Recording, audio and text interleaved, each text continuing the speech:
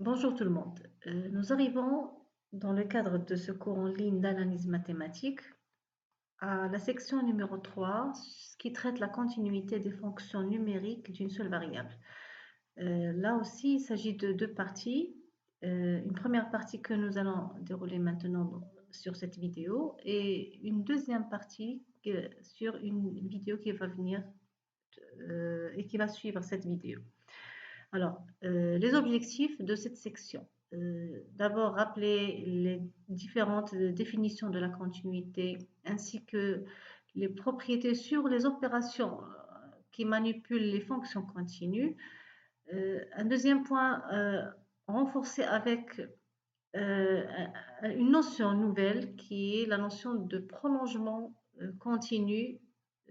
Nous allons voir et rappeler les principales conséquences de la continuité sur un intervalle. Il s'agit en fait de théorèmes fondamentaux qui caractérisent une fonction qui est continue sur un intervalle. Alors, pour cette vidéo, donc, il s'agit de définir la continuité avec ces quatre types en un point, sur un intervalle, à gauche et à droite en un point. Puis, voir ce qui se passe pour les fonctions continues lorsqu'on manipule des opérations de fonctions. Et la notion de prolongement continu, comme je l'ai dit, c'est une nouvelle notion aussi intéressante comme on va le voir tout à l'heure. Alors, on commence par la continuité en un point. On se donne une fonction f qui est définie sur un domaine I et un point qui appartient à ce domaine. Alors là, je souligne x0 appartenant à I. Donc, c'est pas comme la notion de limite. euh, Elle peut être à l'intérieur de l'intervalle ou hors intervalle, mais ici, pour avoir la continuité en un point, il faut d'abord que la fonction soit définie en ce point-là. Alors, on dit que f est continue en x0 ou au point x0 si la limite quand x tend vers x0 de f de x égale à f de x0. Alors là, la notion de continuité est en fort lien avec la notion de limite. Pour vérifier la continuité, il faut calculer une limite en ce point-là. Alors, lorsqu'on calcule, souvenez-vous, lorsqu'on a parlé des cas d'existence de la limite, il y a trois cas. Le premier cas, c'est que la limite existe, elle est finie. Deuxième cas, la limite existe, elle est infinie. Et troisième cas, elle peut ne pas exister, elle n'existe pas. Donc là, euh, lorsqu'on calcule cette limite en x0, alors si cette limite est égale exactement à l'image par f de ce point x0, alors là, on a la continuité en x0. Sinon, alors la négation de cette égalité, c'est lorsqu'on calcule, on trouve fini, mais une autre valeur différente de f de x0, ou bien infini, ou bien n'existe pas. Alors dans ce cas, de toute façon, c'est différent de f de x0. On dit que f n'est pas continue en x0 ou aussi on dit qu'elle est discontinue en x0. Alors, de cette définition, on travaille cette deuxième définition qui est la continuité sur un intervalle.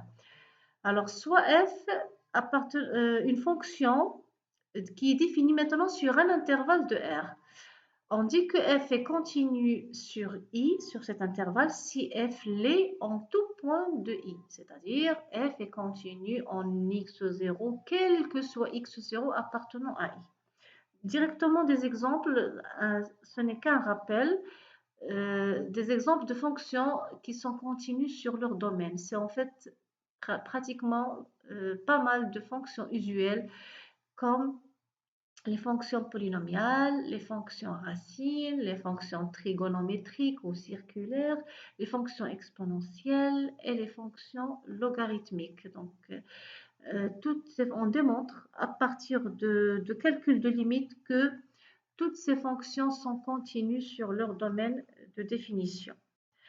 Alors, la troisième définition de continuité, puisque la continuité pour la traiter, il faut travailler, il faut calculer une limite. Et on a déjà vu dans la partie des limites que un résultat, la limite, lorsqu'elle est finie, elle s'obtient aussi par la limite à droite et la limite à gauche. D'où l'introduction de la notion de continuité à droite et continuité à gauche en un point. Alors là, on se donne une fonction et x0 appartenant au domaine. On dit que f est continu à droite en x0 si la limite à droite, quand x tend vers x0 plus, égale à f de x0. Toujours l'image qui est en jeu dans la continuité. Et aussi f est continu à gauche en x0 si la limite à gauche égale à f de x0. Alors aussi, je vous rappelle un résultat qu'on a vu précédemment, le lien entre la limite et les deux limites à droite et à gauche lorsque la limite est finie, bien sûr. Alors, on va reprendre cette notion de lien entre la limite et les deux limites à droite et à gauche, mais dans le cadre de la continuité en manipulant l'image.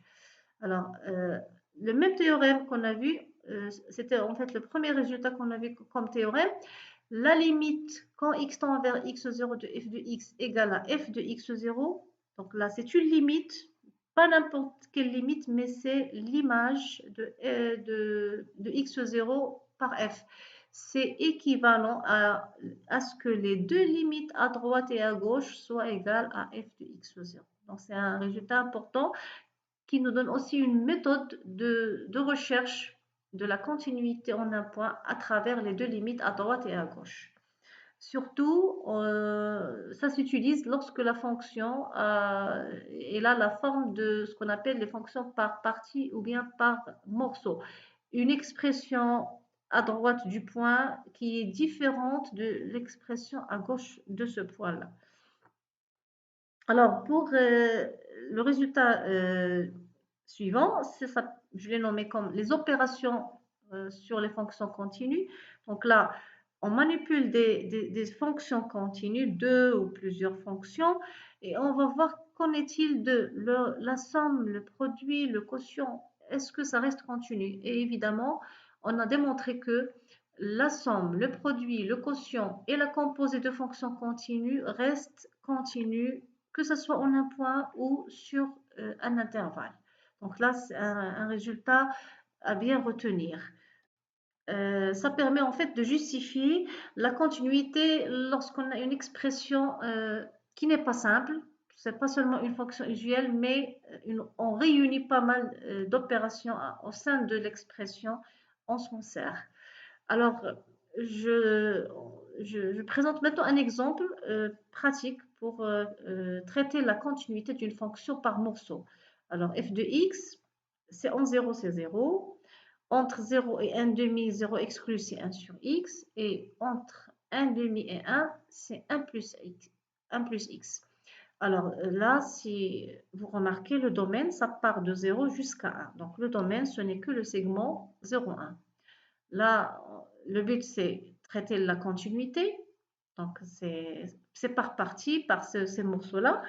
Alors, ce qui est apparent entre 0 et 1 demi, 0 exclu, donc c'est sur cet intervalle 0, 1 demi, f de x, ça prend l'expression 1 sur x. Et là, c'est continu. Alors, justement, on va se baser sur la propriété précédente. Là, il s'agit de, pour moi, c'est le quotient, donc de deux fonctions. La fonction constante 1 égale à 1, on peut la considérer comme une fonction polynomiale de degré 0. La fonction x, f de x égale à x, c'est aussi une fonction polynomiale de degré 1. Donc, on a deux fonctions polynomiales, quand elles sont continues, et leur quotient, ça reste continu.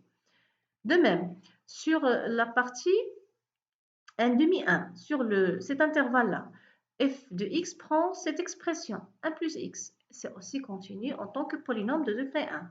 Alors, qu'est-ce qui reste de ce domaine 0, 1 demi, 1 demi, 1. Il reste d'abord le 0, on va l'étudier, et ça va rester, et il faut faire attention là, lorsqu'on a cette notion, comme je l'ai déjà précisé, des expressions à gauche et à droite d'un point qui sont différentes, alors on est obligé de travailler avec les limites à droite et à gauche.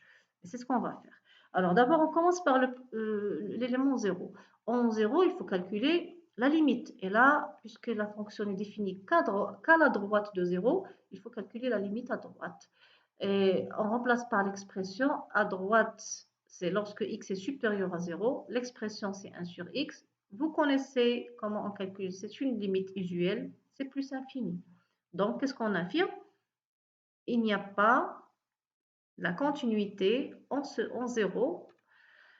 Donc, f n'est pas continu en 0. Alors, maintenant pour le point 1,5. Comme j'ai dit, on travaille les deux limites, à droite et à gauche. Je commence par la gauche. Je remplace par l'expression à gauche. Alors, à gauche de 1,5, l'expression c'est 1 sur x. C'est ce qu'on a mis ici. Et en 1,5, ça ne pose aucun problème. Il n'y a pas de forme indéterminée. Je remplace par 1,5. 1 sur 1,5, ça donne 2. Et 2, si vous cherchez l'image de f de 1,5, elle est là parce qu'on a mis ici ou égal. Donc, l'image, ça se calcule ici. C'est 1 sur 1,5, donc c'est f de 1,5. Donc, on affirme là, puisque c'est la limite à gauche égale à l'image, donc elle est continue à gauche en 1,5. Alors, pour la limite à droite maintenant, à droite, je remplace par l'expression. L'expression à droite de 1,5, c'est 1 plus x. Là aussi, ça ne pose aucun problème. Vous remplacez par x par 1,5, ça donne 1 plus 1,5, c'est 3,5. Mais 3,5 n'est pas égal à l'image de 1,5. L'image de 1,5, c'était 2. Donc, qu'est-ce qu'on affirme? La discontinuité à droite en 1,5. Donc, au total, comme conclusion, f elle est continue sur 0, 1,5, sauf en 0 et en 1,5, puisque même si c'est continu à gauche, elle n'est pas continue à droite, donc on ne peut pas affirmer la continuité de f en 1,5. Voilà pour cet exemple. Alors, je passe maintenant à la dernière notion, qui est, comme je l'ai dit, une nouvelle notion. C'est la notion de prolongement par continuité. Alors, en prenant un intervalle d'extrémité droite ou gauche, l'extrémité c'est A, et A n'appartient pas à I, donc c'est une extrémité, c'est un intervalle ouvert du côté A. Alors, si f est une fonction qui admet une limite finie, donc là, c'est une condition. Si c'est une extrémité droite, il s'agit d'une limite à gauche. Si c'est une extrémité gauche, il s'agit d'une limite droite. Alors, si f admet en A une limite finie, à gauche ou à droite, que je note L, alors là, qu'est-ce qu'on fait? Le théorème du prolongement, qu'est-ce qu'il dit? On forme une nouvelle fonction. Ce n'est pas la fonction f, c'est une nouvelle fonction qu'on note par P indice f, qui est définie maintenant de I, de l'intervalle I, en lui ajoutant le point A. Avant, pour f, A ne faisait pas partie du domaine. Maintenant, A est entré dans le domaine de cette nouvelle fonction P indice f. Et cette fonction, elle est définie par Pf de x. Pour les x qui appartiennent à I, c'est f de x. Pour les x pour x égale à A, c'est la limite. Alors, l'image de ce PF en A, PF de A, c'est égal à L. C'est la limite parce qu'elle est finie. Donc là, c'est une condition pour pouvoir former cette nouvelle fonction P indice F qui s'appelle le prolongement continu de F en A ou bien le prolongement par continuité de F en A. Alors, qu'est-ce qu'on a gagné en faisant former cette nouvelle fonction qui est ce prolongement par continuité de F en A? On a gagné un point A qui n'était pas dans le domaine, on l'a ramené vers le domaine de ce prolongement, bien sûr, c'est pas de F. Et on a gagné en plus, on montre facilement, il suffit d'écrire les choses, que cette nouvelle fonction qui est le prolongement, il est continu en A. C'est intéressant, on va le concrétiser dans cet exemple-là. f de x égale à 4 sur 1 moins x carré moins 2 sur 1 moins x. Alors, vous voyez directement, cette fonction n'est pas définie en 1. Et cette partie, 1 moins x carré, c'est 1 moins x facteur de 1 plus x. Donc, il y a les deux racines, 1 et moins 1. Donc, le domaine, c'est R sauf 1 et moins 1. Donc, toujours le problème de prolongement, où est-ce qu'on l'étudie? On l'étudie au niveau des points qui n'appartiennent pas au domaine. Voilà ce premier point. Alors, comment on étudie? C'est à travers ce théorème. La condition pour pouvoir former le prolongement, on dit, la question, est-ce qu'on peut prolonger la fonction par continuité et sans indiquer automatiquement au point où la fonction n'est pas définie? D'accord? Alors, il suffit de calculer la limite. Donc, prolongement, l'étude de prolongement, revient à un calcul de limite. Donc, on calcule la limite. Premier point, c'est moins 1. La limite de la fonction.